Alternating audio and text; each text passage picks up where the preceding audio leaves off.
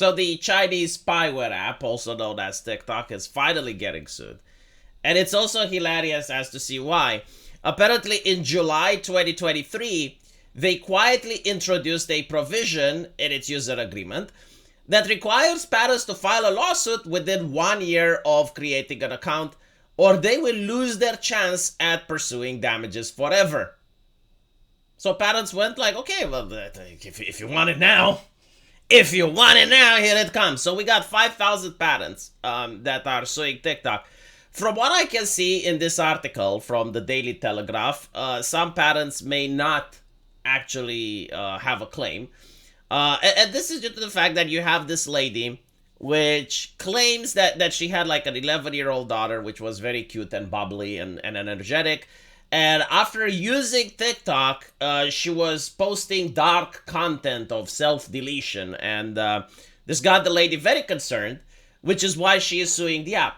Unfortunately for her, however, the app says that people under the age of 13 are not allowed to have an account.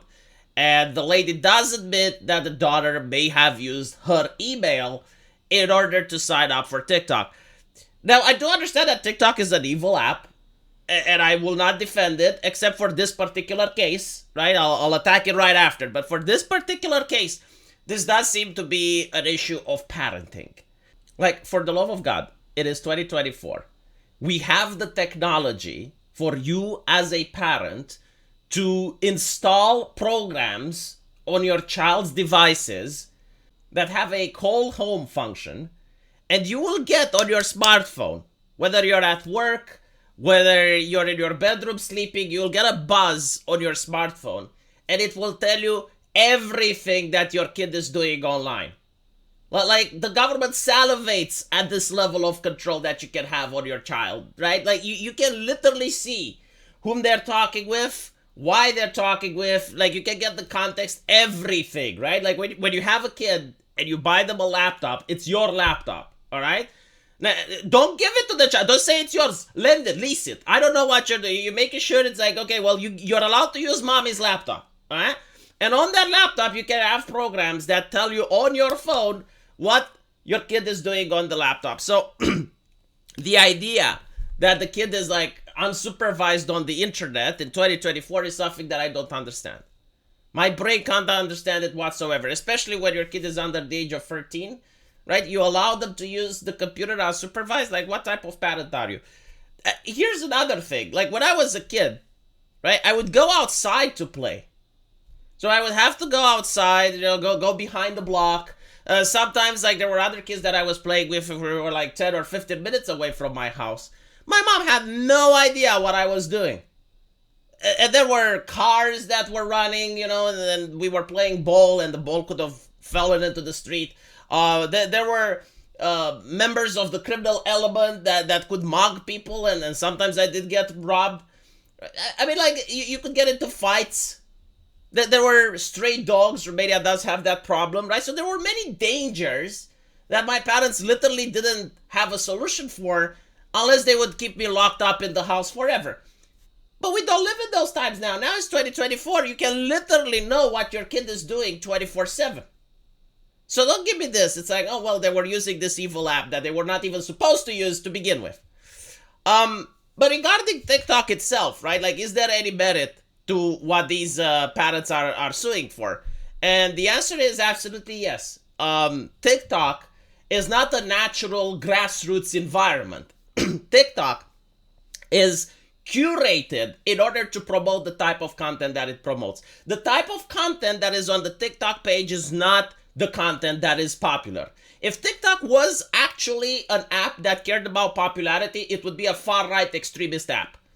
But it's not. Why isn't it? It's because the mods, they ban people that do not comply with the culture.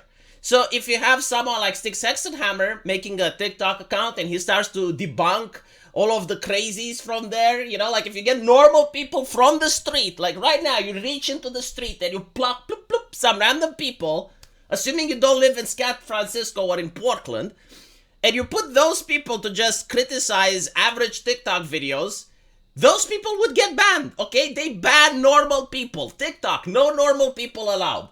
So the only thing is you either start saying and reproducing the nonsense that you get there, which lives off TikTok, has one of the most popular Twitter accounts because that's literally what she is doing.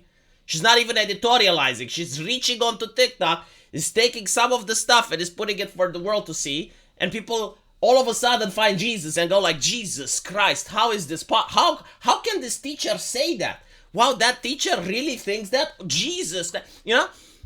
So when you have an app like that, which is creating an alternative culture that is extremist in nature, it is very radical and harmful, yes, I do think that the parents can sue the app, because they're not really suing what the people are saying, they are suing their publishing methods.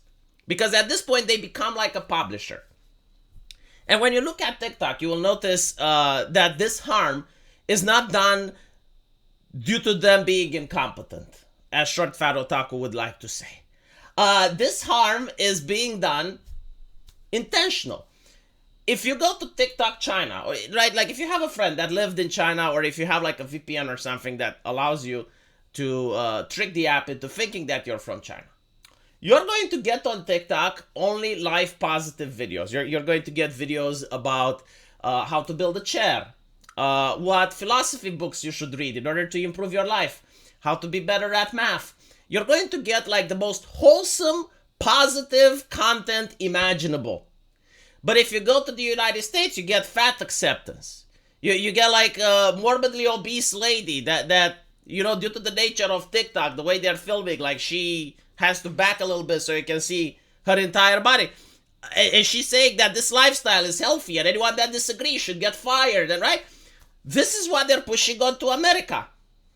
Meanwhile, in China, they're pushing life improvement stuff. They're pushing all the good stuff. You cannot tell me that this is not disingenuous. And you cannot tell me, well, you know, this is just what's popular. This is what's popular. It just so happens. No, it doesn't happen. You're curating. You're not a platform. You're a publisher.